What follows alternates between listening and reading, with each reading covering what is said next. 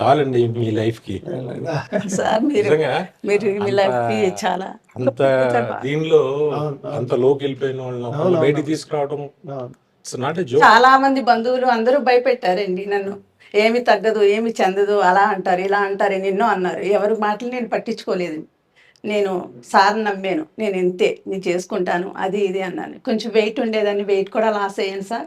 అయినా కానీ నేను చాలా అందరికీ చెప్పండి, అంటే అదే ఆయన దగ్గరికి రావట్లేదు, ఆయనలాగా మీరు అయిపోండి. మీ చుట్టుపక్కల ఉన్న వాళ్ళందరూ మన వాళ్ళందరినీ బాగు చేయండి. అలాగే సార్. ఆయన చేసే ఒక పెద్ద ప్రయాణంలో ఆయన ఎంతో కష్టాలు, నష్టాలు, ఫైనాన్షియల్ టెన్షన్స్ ఎన్నో పడ్డారు ఆయన. ఇది ఉడతా భక్తిగా నేను నాకు చేయాలనిపించింది.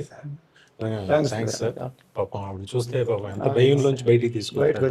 వచ్చాను సార్, బయట నుంచి బయటకు వచ్చాను సార్. గ్రేట్. మీ జర్నీ ఇంకా పెద్దగా జరగాలని నేను మనస్ఫూర్తిగా love you sir, love you always.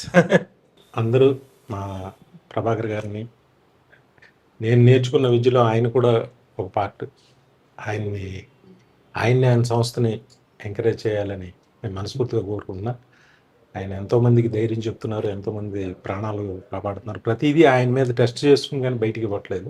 It's the good thing. ఆయన గురించి నాకు తెలుసు, ఆయన పట్టుదల గురించి.